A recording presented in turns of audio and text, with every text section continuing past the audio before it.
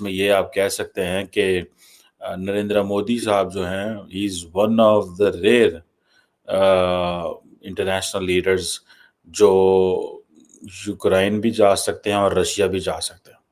सो हम ये नहीं कर सकते कि हम अमेरिका और यूरोपियन यूनियन को छोड़कर दुनिया में किसी माई के लाल में ये हिम्मत है कि जिस मुल्क में जंग चल रही हो, मुल्क तबाह हो रहा हो, और उस मुल्क में किसी मुल्क का वज़ीर-ए-आज़म जैसे prime minister Narendra Modi Ukraine में गए हैं। देखे अमेरिका सुपर नरेंद्र मोदी साहब जो हैं, he is one of the rare international leaders जो यूक्रेन भी जा सकते हैं और रशिया भी जा सकते हैं। ठीक है जी, ये बड़ी बात है। अमूमन ये मुमकिन नहीं होता कि दोनों तरफ आप जा सकते हैं, लेकिन समहाउ जिसे कह रहे हैं ना कि वो जा रहे हैं, और ये चीज़ सारी बात है, एक आपको एक्सेस देती है। ठीक है, इंडियन डिप्लोमेसी ये कहती है कि we do not work in either or, मतलब ये नहीं है कि हम इससे ताल्लुक और इससे ताल्लुक है, नहीं, हम ऐसे नहीं करते, वी गो विद ऑल। ठीक है जी। सो एक चीज़ तो है कि यूक्रेनियन लीडर भी फ़ोन करते रहे नरेंद्र मोदी को, और रशियन लीडर से भी बात होती रही है। ये चीज़ें जो है they are there, but obviously क्या इसकी सिग्निफिकेंस है, क्या हो सकता है, अभी जब टॉक्स हो रही हैं ज़ेलेंस्की साहब की और मोदी साहब की, फाइनल कम्युनिके से पता चलेगा कि क्या होने वाला है। लेकिन जितने भी वेस्टर्न कैपिटल्स हैं वो बड़े खुश हैं इस हवाले से कि जी मोदी साहब पंजाब पूरे पाकिस्तान की सरकारी इमारत के ऊपर 5 करोड़ से ज्यादा लागत आई है। अब उन जो बिल्डिंगें हैं सरकारी, उन्होंने ये तो नहीं कहा हिंदुस्तान मुर्दाबाद, मैंने कहा है पाकिस्तान जिंदाबाद। ठीक है, तो मेरे ऊपर क्या खर्च हो रहा का लीडर, वर्ल्ड की दुनिया की सबसे ब्लडी जो क्रिमिनल है उससे जफीर लगा रहा है, ये ज़ेलेंस्की के वर्ड है। ठीक है जी। अच्छा, वैसे अगर इसको थोड़ा डाइसेक्ट किया जाए कि ज़ेलेंस्की का ये कहना कि वर्ल्ड्स लार्जेस्ट डेमोक्रेसी, ठीक है, मिल रही है, जो वर्ल्ड लार्जेस्ट डेमोक्रेसी का जो लीडर है वो हक कर रहा है, दुनिया के सबसे बड़े ब्लडी क्रिमिनल से हक कर रहा है, and there was no response from India. ये कोई आसान बात नहीं थी। ठीक है, वो ज़ेलेंस्की जिसको पूरे के पूरे वेस्ट की सपोर्ट हासिल हो। ठीक है जी। सो इंडिया ये समझता है कि कोई बात नहीं है, this is not a moment to respond to Zelensky. Zelensky को रिस्पॉन्ड करने का ये मोमेंट नहीं है।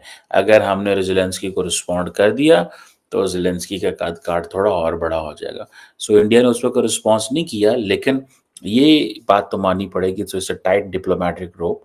इंडिया पूरी कोशिश करेगा अपने ताल्लुकात को बैलेंस करने की, और ये जो इंडिया की मशहूर नॉन अलाइनमेंट अप्रोच है जियो पॉलिटिक्स में, अभी तक तो इंडिया को इसने बहुत फ़ायदे दिए हैं।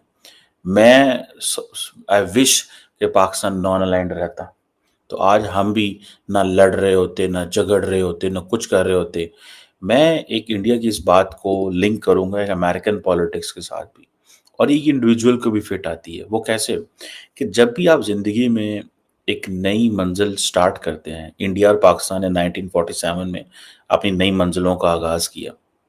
पाकिस्तान शुरू में ही जंगों में पड़ गया, 48, 65, 71, cold war, Afghanistan war, Kargil war, war and terror, मतलब जंगें ही तो हैं।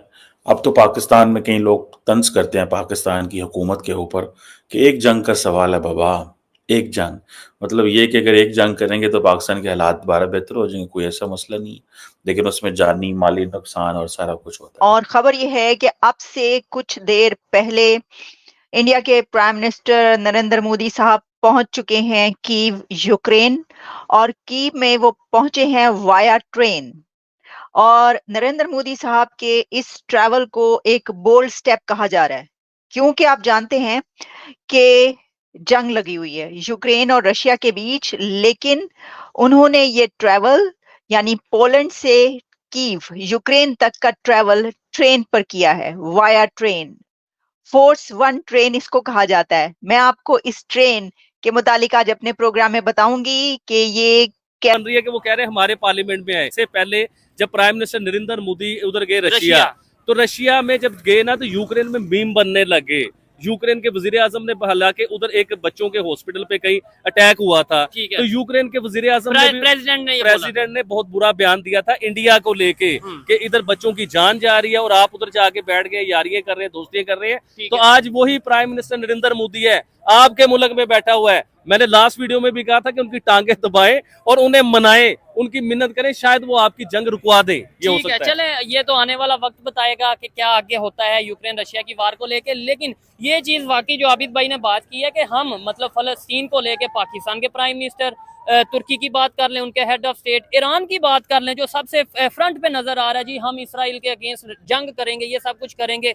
एक दफा भी कोई यहाँ से फलस्तीन में गया, वहां पे जाके कोई स्पीच की हो, उनके साथ खड़े हो। और ये एक छोटी बात नहीं होती कि रशिया और यूक्रेन दोनों के दरमियान जंग चल रही है, वो रशिया भी गए और यूक्रेन भी गए। मतलब ये साबित कर दिया कि अगर कोई जंग रुकवा सकता है, उन्हें एक फर्क नहीं पड़ता, क्योंकि उनकी पूरी दुनिया के साथ दोस्ती है प्राइम मिनिस्टर नरेंद्र मोदी की, उनकी दुश्मनी किसी के साथ नहीं है। अफ्रीकन रशिया नाराज क्यों होगा, किस बेस पे नाराज होगा?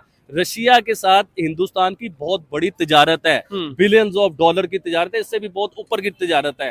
देखिए रशिया अभी अगर प्राइम मिनिस्टर नरेंद्र मोदी को कहता है कि आप यूक्रेन क्यों चले गए, हम आपके साथ तिजारत नहीं करेंगे, तो बर्बादी रशिया की है। इंडिया तो स्टेबल है, दुनिया की 5वीं बड़ी इकोनॉमी है, वो आज आप तिजारत नहीं करें, किसी और से कर लेंगे।